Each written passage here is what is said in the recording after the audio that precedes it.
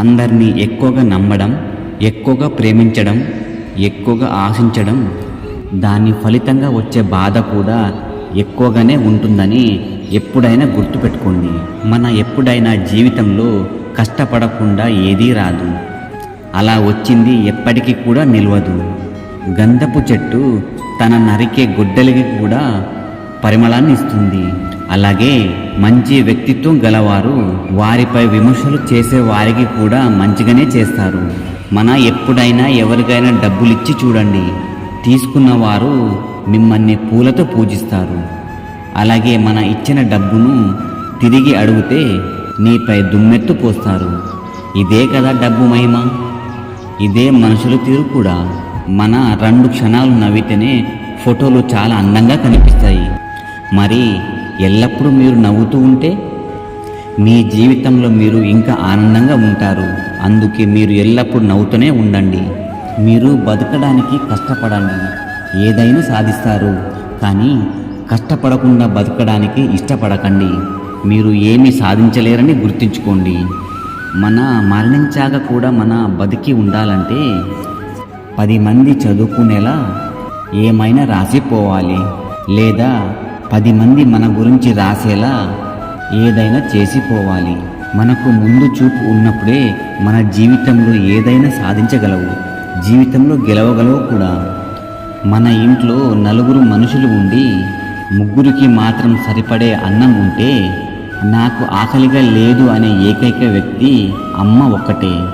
మిమ్మల్ని బలవంతులుగా చేసే ప్రతి ఆలోచనను కూడా మీరు స్వీకరించండి. మిమ్మల్ని బలహీనులుగా చేసే ప్రతి ఆలోచనలు కూడా తిరస్కరించండి. ఏదైనా ఇస్తూ ఉంటే వస్తూ ఉంటుంది. అది జ్ఞానమైనా, శక్తి అయినా, డబ్బు అయినా. ఇదే ప్రకృతి నియమం. బాధ్యతగా ఉన్నవారికి బాధలు ఎక్కువ, నీతిగా ఉన్నవారికి నిందలు ఎక్కువ. ఇదే లోకం తీరు, గుర్తుపెట్టుకోండి. ఈ లోకంలో బంధం కంటే బలమైనది ఏదీ లేదు. విచిత్రం ఏంటిదంటే మనిషిని బలహీనపరిచేది కూడా ఆ బంధమే. నిజాయితీగా చేసిన ఒక పనికి ఫలితం ఒక చోట లభించకపోవచ్చు, కానీ మరొక చోట ఇంతకన్నా మంచి ఫలితాన్ని ఆ కాలమే నిర్ణయిస్తుంది. ఆలస్యం చేస్తే సులభమైన పని కూడా కష్టమవుతుంది. అలాగే కష్టమైన పని కూడా అసాధ్యమయ్యే తీరుతుందని గుర్తుపెట్టుకోండి. గొప్ప ఆలోచనలు కూడా ఎప్పుడు కూడా కష్టాల నుంచే పుడతాయి.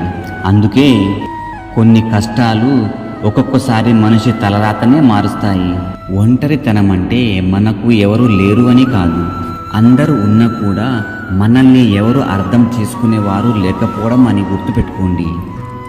దాచిన రూపాయి మనల్ని ధనవంతుడుగా చేస్తుంది. మనం దానం చేసిన రూపాయి మనల్ని ధర్మాత్ముడిగా మారుస్తుంది. ధనం కాటి వరకే వస్తుంది, ధర్మం దైవ సన్నిధికి చేరుస్తుందని గుర్తుపెట్టుకోండి. చీకటి తర్వాత వచ్చే వెలుతురు చాలా ఆనందాన్ని ఇచ్చినట్లుగా మనకు కష్టాలు తర్వాత వచ్చే సుఖం కూడా ఎంతో ఆనందాన్ని ఇస్తుంది. అవునా? నిజాయితీగా ఉండడం కూడా ఒక యుద్ధం లాంటిది. యుద్ధంలో ఒంటరిగా నిలబడడం ఎంత కష్టమో, సమాజంలో నిజాయితీగా ఉండడం కూడా అంతకన్నా ఎక్కువ కష్టం. ఎంతో ఆకలితో ఉన్న సింహం గడ్డి మేయదు. అలాగే కష్టాల పరంపరం చుట్టుముట్టినా ఎప్పుడు ఉత్తముడు నీతి తప్పడు. జీవితంలో మనకు ఎప్పుడైనా ఏది ఎదురు వచ్చి ఇయ్యదు, మనమే ఎదురు వెళ్ళి తీసుకోవాలి. జీవితము ఒక పుస్తకం అయితే మొదటి పేజీ జననం, చివరి పేజీ మరణం. అవి 2 మన చేతిలో లేవు, కానీ మధ్యలో ఉన్న అన్ని పేజీలు మనదే. మనం ఏం కావాలి అనుకుంటే అది చేయవచ్చు.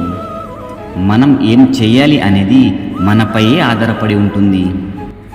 కోపం హద్దులు దాటుతున్నప్పుడు మాటలతో సమాధానం ఎప్పుడూ చెప్పకండి.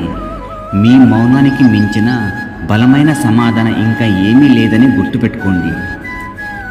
ఈ లోకంలోనే అత్యంత అదృష్టవంతురాలు ఎవరు అంటే భార్య యొక్క చిన్న చిన్న లోపాల్ని కూడా తన ప్రేమకు కారణంగా చూడగలిగే భర్త దొరికిన ఇల్లాలు అత్యంత అదృష్టవంతురాలు. ఎందుకంటే విడిపోవడానికి కారణాలు వెతికే ఈ రోజులలో మన బలహీనతలను కూడా ప్రేమించే భర్త దొరకడం గొప్ప వరం కాదంటారా? భార్యను మోసం చేసే భర్తను ఈ 3 విషయాల ద్వారా కనపెట్టొచ్చు. 1. భార్యను ఇతర స్త్రీలతో పోల్చడం. 2. భార్యను ఇతరుల ముందు అవమానిస్తూ తక్కువ చేసి మాట్లాడడం. 3. భార్యను ఒక బానిసలుగా హీనంగా చూడడం. నిజంగా ఓ వ్యక్తికి నీ మీద ఇష్టం ఉంటే ఎలాంటి పరిస్థితులైనా నీతో మాట్లాడకుండా నీకు దూరంగా అసలు ఉండలేరు. మనసు ఎప్పుడైనా అందరినీ ఇష్టపడదు. అదే మనసు ఒక్కసారి ఇష్టపడితే ప్రాణం పోయినా మరవదు. అందుకే మనం ఎప్పుడైనా ఎవరినైనా ద్వేషించవద్దు, ప్రేమించాలి, అందరిని ఇష్టపడాలి. ఇప్పుడు మీరు అందరూ నాతో పాటు ప్రేమంగా ధ్యానించండి. రాధాకృష్ణ. దయచేసి మీరు నా ఛానల్ని సబ్స్క్రైబ్ చేయండి, అలాగే అందరికీ షేర్ చేయండి, అలాగే లైక్ చేయండి. Thank you for watching my video.